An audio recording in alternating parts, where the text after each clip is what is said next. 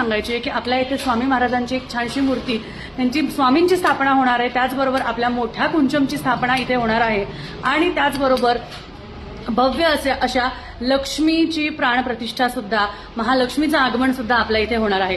त्यामुळे नक्की काय आहे ते, कसं आहे हे सगळं बघण्यासाठी लवकरच आपल्या गणेश पेठेत कस्तुरी चौकात पुण्यात आपल्याला आपल्या या उद्घाटन समारंभाला गुढीपाडव्याच्या दिवशी संध्याकाळी 3 वाजेच्या नंतर कधीही येऊ शकता.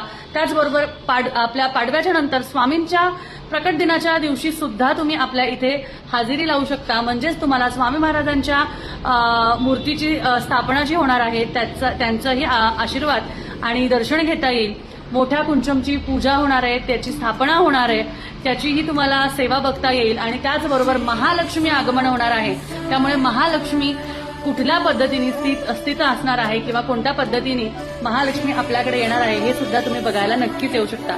त्यामुळे आग्रहाचं आमंत्रण आहे सर्वांनी आपल्या शाखेवर, आपल्या 2ऱ्या नंबरच्या शाखेला, पहिलं म्हणजे केशवनगर मुंढवा पुणे इथे आपलं पहिली शॉप आणि तिथे आपलं ऑफिस आहे. पण 2री शाखा जी आहे आपली ही मेन सिटीमध्ये अगदी मंडई तुळशीबागच्या 5 मिनिटाच्या अंतरावर आहे.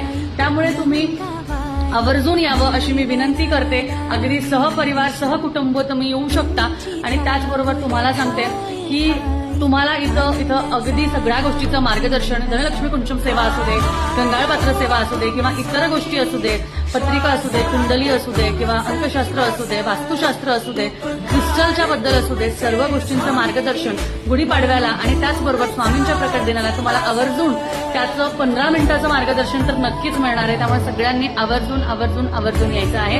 ही रोहिणीताई तुमची वाट बघत आहे. लवकरच आपण आपल्या नवीन शाखेवर भेटूया. सर्वांना धन्यवाद. श्री स्वामी.